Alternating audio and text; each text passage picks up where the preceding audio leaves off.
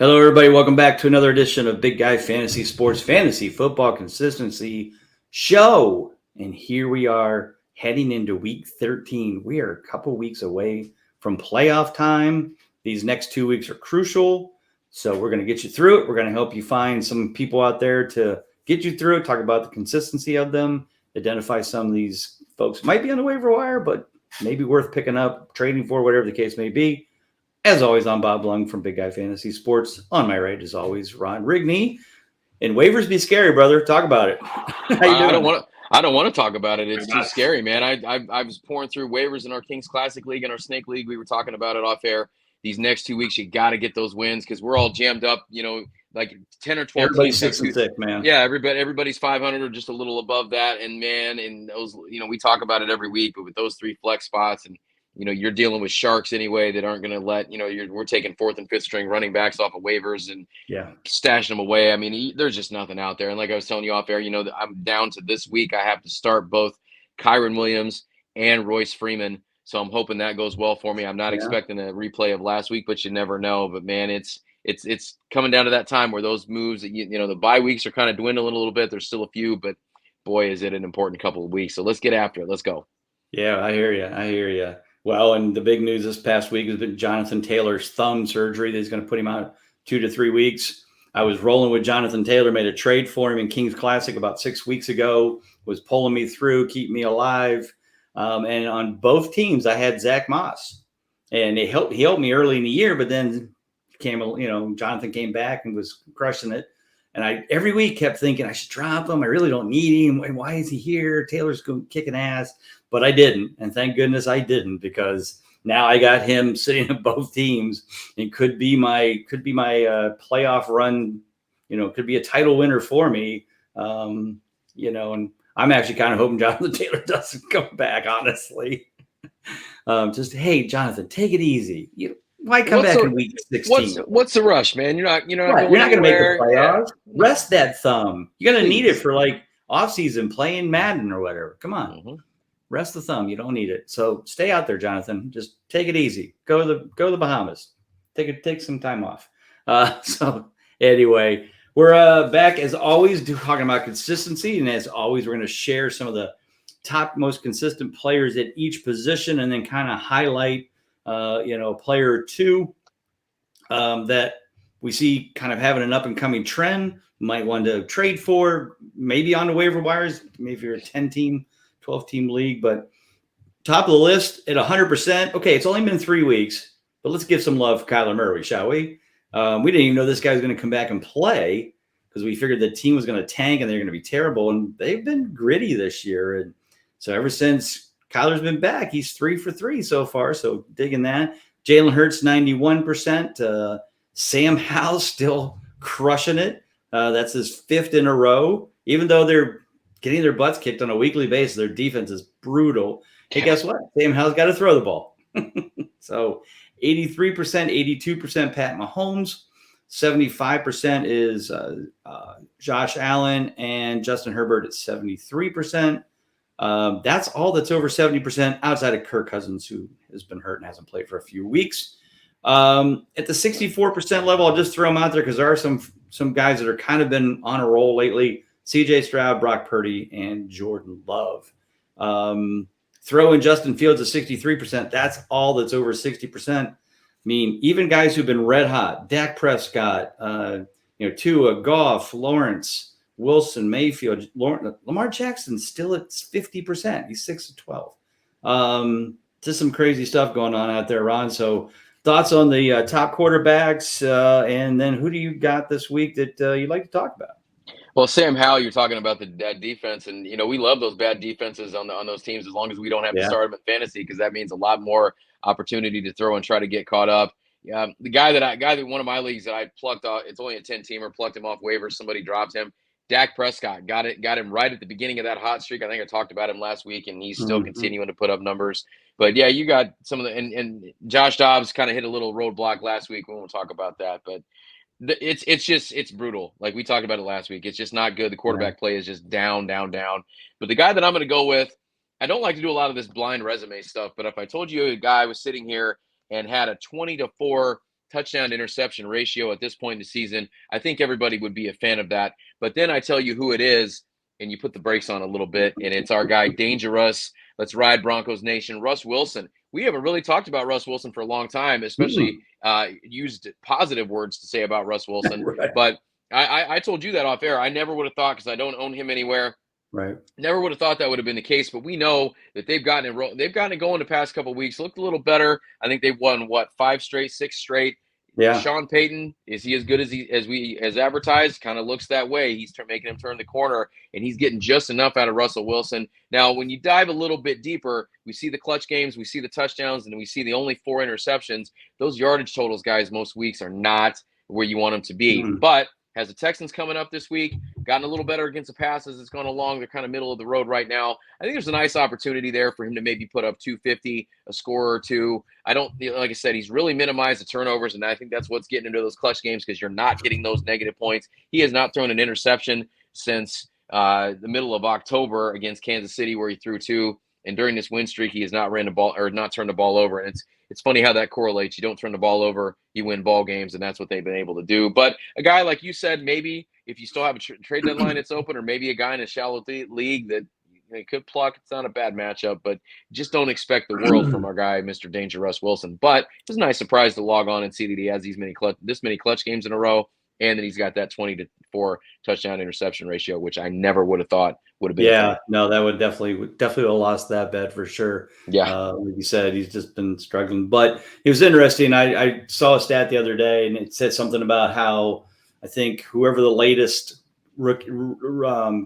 backup quarterback was starting, and they said it was the 50th different quarterback to start this year. And they said, before you think this is the worst ever, last year was 52. So guess what? It's just as bad as this year's was last year. And I thought this year was terrible. I was like, oh yeah, this, it's probably the worst. And, and they're like, last year was 52. So still a few more weeks, they could beat it, but it isn't much better than it was last year. But I think we complained about this last year with the quarterbacks not being consistent and, injuries and all kinds of stuff. So yeah, I guess it does that. So like I said, I just kind of want to give a little love, and I'm going to explain why, to Kyler Murray. Not because he's short. It was not a short joke. Sorry, Kyler. If you're out there watching, which I know you are, it's not a short joke. 3 straight clutch games, 20 points, 24, 23. I mean, we know that this year the clutch factor is down. It's about 18.5. But before we get too excited, let's talk about the fact that in every week, he's had a rushing touchdown in all 3 weeks. So if you subtract those 6 points, he has 14, 18, and 15, which would not earn him a clutch game. So he's living and dying those clutch games on that rushing touchdown. His yards hasn't been over 256 yet. That's his highest. That was last week. Only 2 passing touchdowns total, but he's doing it with the legs, which that's his specialty. I get it.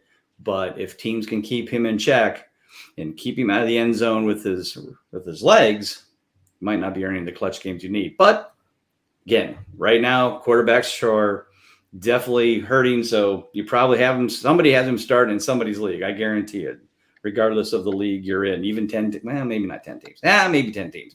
It might be. It's certainly there. All right, let's move on to the running back position. Still holding down the fort without any trouble is Mr. Christian McCaffrey, 11-11, 100%. First place, 274.8 points. Second place is 71 behind.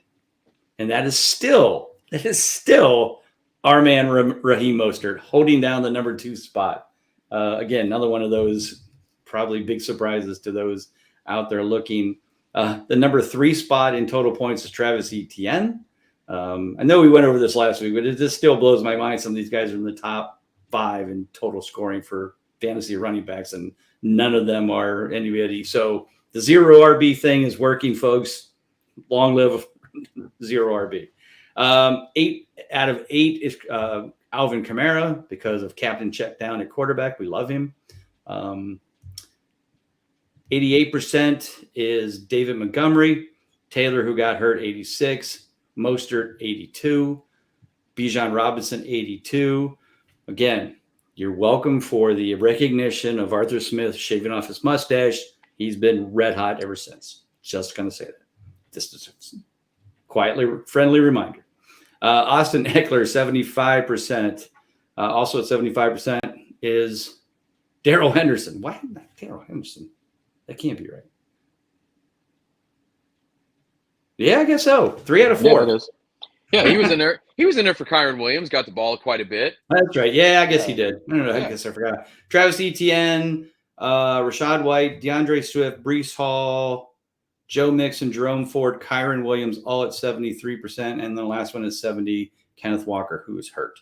Everybody else is below that. Ron, your thoughts at, these running backs? I feel like they've been all over the board this year too, outside of McCaffrey and, maybe David Montgomery when he's been healthy. Alvin Kamara, since he's been back from the suspension, they've all been crushing it. But again, not a lot of consistency out of the top guys.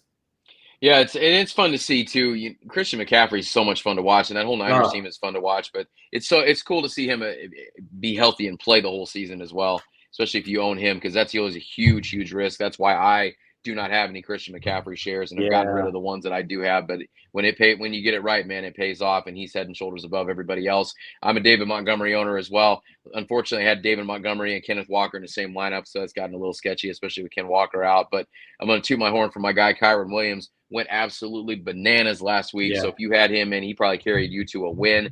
But the guy that I'm going to go with, guy that we've, kind of had some differing opinions on, he's been somewhat consistent the last couple of weeks, and that's James Cook. And James Cook seems to be the guy. I know they brought in Leonard Fournette there in Buffalo. The offense is kind of struggling a little bit. Seems like the best thing that they did was put Joe Brady in that role. If you forgot who Joe Brady was, remember he was coordinator for LSU when Joe Burrow and that team set those astronomical offensive numbers that year. They won a national title. And so far, so good with him in the seat, taking the place of Ken Dorsey there, offensive coordinator. But last 3 weeks, we've gotten 3 clutch games out of James Cook, 12, 17, 16 carries. So the touches are there on the ground. And we know he does a little bit out of the backfield as well. 6 grabs last week for 57. Just would love to see a few more touchdowns. He's got a couple through the air, and he's got 1 on the ground. We'd love to have more than 3. But with the way that they kind of involve him, it just seems like we know he's a big play waiting to happen. We know that they try to get – and the thing that I like when I watch them is it's just a matter of time before some of these passes out of the backfield click, and he's going to take them for big gains. There's been a couple times because they've had some national games the last few weeks. A couple throws that have been right in James Cook's hands. He's just booted a little bit, and it's just a little bit off. It's going to get there. It's going to get there. He's going to have a game where he's going to have 3 grabs for 90 yards and a score, and he's going to get you those big numbers. But clutch games the last 3 weeks, need those, especially playoff time. But it's good to see them, and I think, like I said, Joe Brady kind of knows what he has there, and I think Joe Brady's going to do a good job of getting him the ball. Like I said, 16 carries last week, 7 targets, 6 receptions, so 22 touches right there. As long as James Cook's getting you 20 touches, I think there's a lot of belief there that he can get you something, either whether he's your RB2 or whether he's your flex. But want to see him get in the end zone just a little bit more. Yeah, no, I don't have James Cook in a lot of leagues, but I have him in a couple, and it's definitely been holding his own. And again, kind of look at him every week like, do I trust him? Yeah, I got to trust him because that's all I got in Buffalo. So definitely been working out well. The guy I'm going to talk about a little bit earlier, I'm going to talk about Zach Moss. Just to remind everybody, hey, if for some reason somebody in your league forgot to pick him up on waivers, because there has to be a Jonathan Taylor owner out there, he should be on somebody's team, but maybe was picked up by somebody who didn't have Jonathan Taylor and they won't trade him. Maybe you can snatch him, but just remind you about how good he was through those first 5 few weeks of the season when Taylor wasn't playing. 20.7 week 2, 22.5 week 3, week 5 against Tennessee, who was one of the better run defenses. 33.5 points, 165 yards rushing, 2 touchdowns. Hey, guess who he plays this week? Tennessee. So definitely get him in there this week. Last week, again, he didn't take over till Taylor went down. He still had 55 yards and only 8 carries, 2 catches, 15 yards. He only had 9 points, but he really didn't get into the game until Taylor went down. So definitely make sure you go get Zach Moss if he's out there somewhere. If you can trade him off somebody's team, maybe they picked him up off waiver wire and they don't even know what to do with him. They're just stashing them. But whatever you can do, go get him because you're going to need him for that playoff push. So, all right, we move on to the wide receiver position. Still got some 100%ers, and that, of course, is still Tyreek Hill and the sun god himself, Amon-Ra St. Brown. Keenan Allen, 91%. CeeDee Lamb, Michael Pittman, also at 91%. Stephon Diggs, Jordan Addison, A.J. Brown, Mike Evans at 82%. Oh, and Cortland Sutton. Brandon Ayuk, 80%. DK Metcalf at 80%, which still is shocking. Justin Jefferson, 80%, but he's only played 5 games. So DJ Moore, 75 at 73. Adam Thielen, Chris Olave, Garrett Wilson, and Christian Kirk. Ron, the good thing is the wide receivers we can count on, we can trust. There's a lot of them over the 60% range, probably at least 30. We always like to feel like there should be about 36, but they're not. There's been some ups and downs. I mean, we've got people like Calvin Ridley at 55% who started hot, cooled off.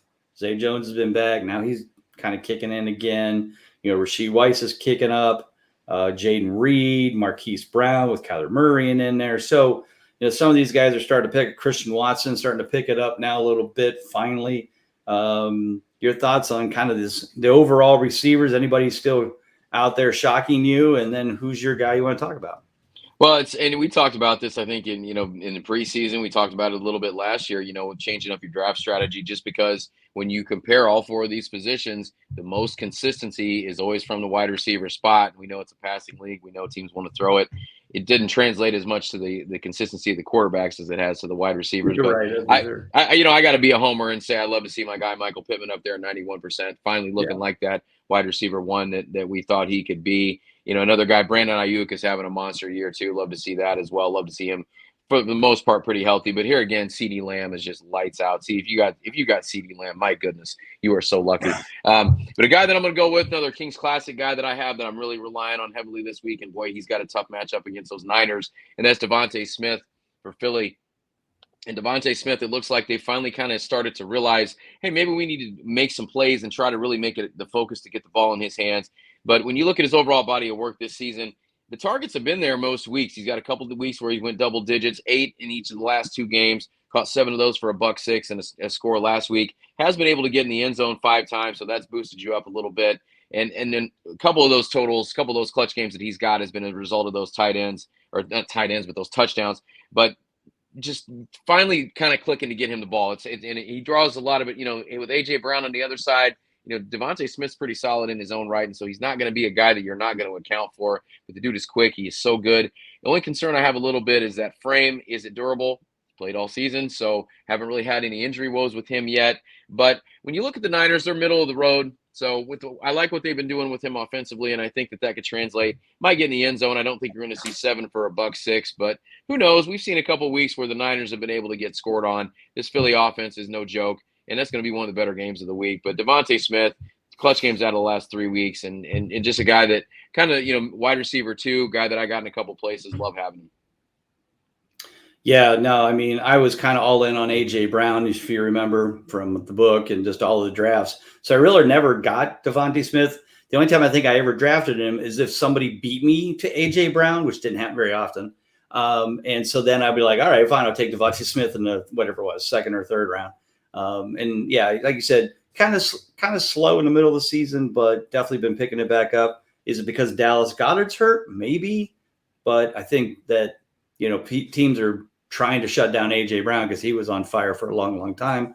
Hopefully when they get all 3 back, then it'll be a very dangerous offense as we head into the fantasy playoffs, which there was talk about Goddard coming back this week and playing against San Francisco after his broken forearm, whatever it was. So we know he's a badass. So this definitely confirms that Dallas Goedert goes out with a broken forearm or a repaired forearm going out there. So yeah, definitely cool. I'm going to talk about Nico Collins. I mentioned him earlier, quietly, he's at 70% for the year, 17th in total points. he was a little bit up and down at the beginning of the season because C.J. Stroud's a little bit up and down at the beginning of the season. It took some time, but now that offense is clicking. Tank Dell, Nico Collins, Noah Brown, if he comes back, Dalton Schultz, all have been a big part of this passing offense, which is pretty much leading C.J. Stroud to an easy Rookie of the Year award. But last 3 weeks, 23.4, 13.5, 14.4, easy clutch games on a weekly basis. This week, they go against Denver. The question is, does Patrick Surtain take Nico Collins, or does he take Tank Dell? If he takes Tank Dell, Nico's should roll, because that seems to be how it works. Pretty much the number 2 receiver against Denver seems to do a lot better most games we've seen. So definitely keep an eye on that. We'll have to hit Colby up. He's our wide receiver cornerback whisperer. Maybe he can tell us if Surtain travels with the number 1 guy or not. But then again, the question is, who does they think is number 1? Is it Nico number 1 or is Tank Dell number 1? They've both been kicking butt the last few weeks, so we'll see how it works out. But definitely love him moving forward this week as well. All right, let's wrap this up by going into the always fun tight end position. TJ Hawkinson, 92%. Travis Kelce, 90%. And it's not even close after that. But we have Sam Laporte at 4th place, total points, 73%. Evan Ingram, 73%. Mark Andrews, 70, but he's out for the rest of the year. Dalton Kincaid, 64. David Njoku, 64, including 6 straight. So hats off to David Njoku, just doing the job. He's one of the rare highlights of the Browns season, even though they've been trying to keep themselves above water. Cole Kmet, 58%. Dalton Schultz, 55. Jake Ferguson, 55. So here we're getting below the 60%. So at this point, there is 7 tight ends over 60%. We all know it's awful out there, but each week you're just hoping that you get one. I mean, Kyle Pitts, at some point, can we just throw in the flag on him? He's 36%. He's 17th in total points. They just need to trade him. I don't know. Or is he just not that good? I don't know. It just seems amazing that you don't. I don't know. We know it's Arthur Smith, but man, it's just amazing to me that this alleged super talent is just not being used. But then again, you've got Desmond Ridder and Tyler Heineken as your quarterback, so maybe that's part of the problem. Anyway, Ron, regardless of that, we only asked your thoughts on the tight end position. Just why don't you talk about, I guess you could throw your thoughts in. We certainly want your thoughts, but without throwing up. But what else do you want to talk about on the player you'd like to highlight too? Well, I'm going to be good. I'm going to try to highlight a couple of guys that are doing good things at the position because, we've talked smack about it enough. Yeah. So love to see Dalton Kincaid with that 6 straight. I want to shout out my boy, one of my favorite players, Pat Freiermuth, coming out last week. 9 grabs, $149. And I think love you called that, right? You highlighted him last week. Love the way that dude plays the game. Love Pat Freiermuth. He's probably one of my favorite players. Love seeing that. And I'm not even a Steelers fan. So guy that I'm going with, Cade Otton, guy that I have to start this week. When you look at the bye weeks, this bye week's a little bit bigger than I thought, but especially for tight ends, you got the Bills, the Bears, the Raiders, Giants, Vikings. You got a lot of tight ends. So I got TJ Hawkinson in one of those leagues. Got to put Cade Otton in there on the bye week, and he's had a couple clutch games the last couple of weeks here, 4 for 49, 4 for 45. Here again, if that highlights anything, it highlights how little you have to do to get a clutch game. Like literally, if you score a touchdown and maybe get like 20 yards, you're probably going to get a clutch game. So it's not going to take much, but you're going to get something out of that spot. And so I think Cade Otton is in a nice spot. Getting targeted by Baker Mayfield, 4 or 5 targets a game. He's had a couple of games where he's had 9 targets. So the targets are there for him. Offense is a little better than I thought. Like I've talked about Baker Mayfield on here before. I think he's been a little bit better than people would give him credit for. I get to see them play quite a bit being down here in South Florida, and they're actually kind of fun to watch sometimes with him at quarterback. So I think he's a safe pick. Guy that, just perfect bye week guy. He's not a guy that you want to start every week, but you can start him this week and get that 5 for 50 and add a score on top of that, get you in double-digit points. That's all you can ask for out of a bye week from a tight end because, as you know, waivers are bad enough, but when you look at those tight end waivers, it's even more gross than it normally is. That's absolutely sure.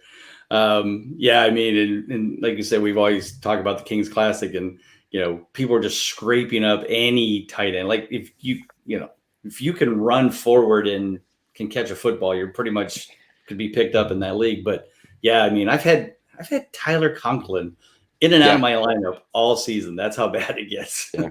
Anyway, a guy I wish I had is Trey McBride, because he's been kicking butt, 3 straight clutch games since the kind of taking over for Zach Ertz. He's also had some other good games during the year.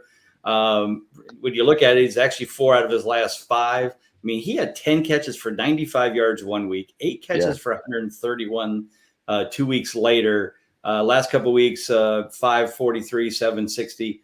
But definitely looking good. This week they play at Pittsburgh. Better, Pittsburgh a little bit better against the tight ends. But then, I thought about that. I'm like, is their defense good, or is there no good tight ends in the AFC North other than Mark Andrews?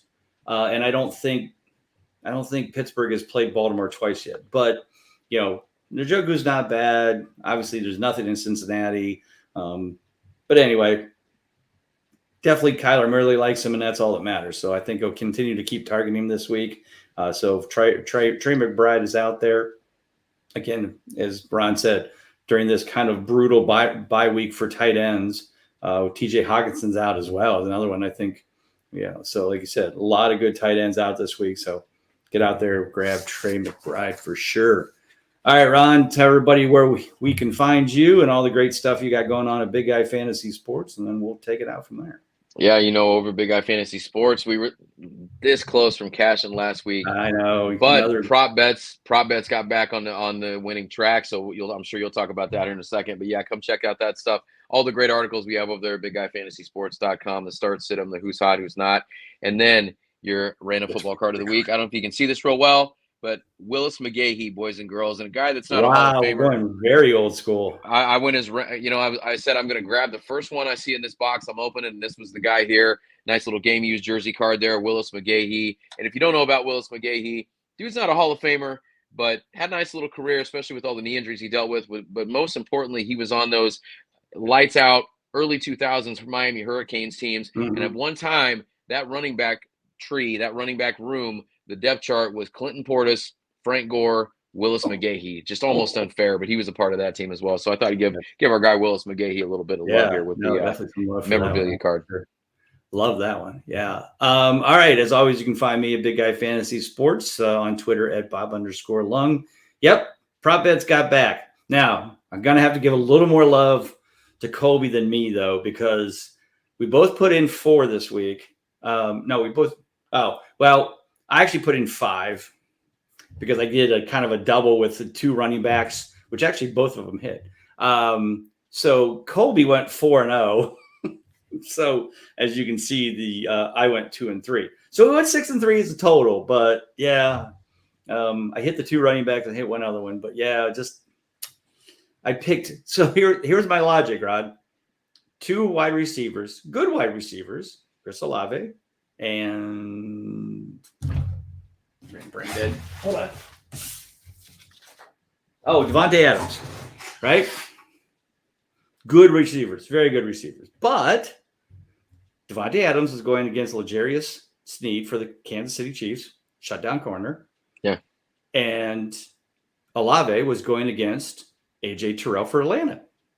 So I took the under for both. Sure. They both slaughtered They slaughtered their number. Chris Olave had 75 yards by the end of the first quarter. Yeah. I'm like, did they forget? Did AJ Terrell die? I mean, what happened? And then Devontae killed it too. I forget how much he had, but yeah. So those 2 got, and I was like, man, like neither one of those guys, like I'd only given up over 70 yards receiving like twice. The 2 of them combined like twice for the whole season out of 10 games, like 3 out of 20. They both did it. And I'm like, damn. Sounds about right. Couldn't catch a break. So anyway. So yeah, but still 6-3. We're still, I think we're 50-35 for the year, still doing well. So pretty good. It's pretty good. Yeah. So we're still having a good year. So once again, for Ron Rigney, I'm Bob Lung. Everybody, thank you again for listening. We will see you back next week. Good luck this week. Stay consistent. God bless. Take care.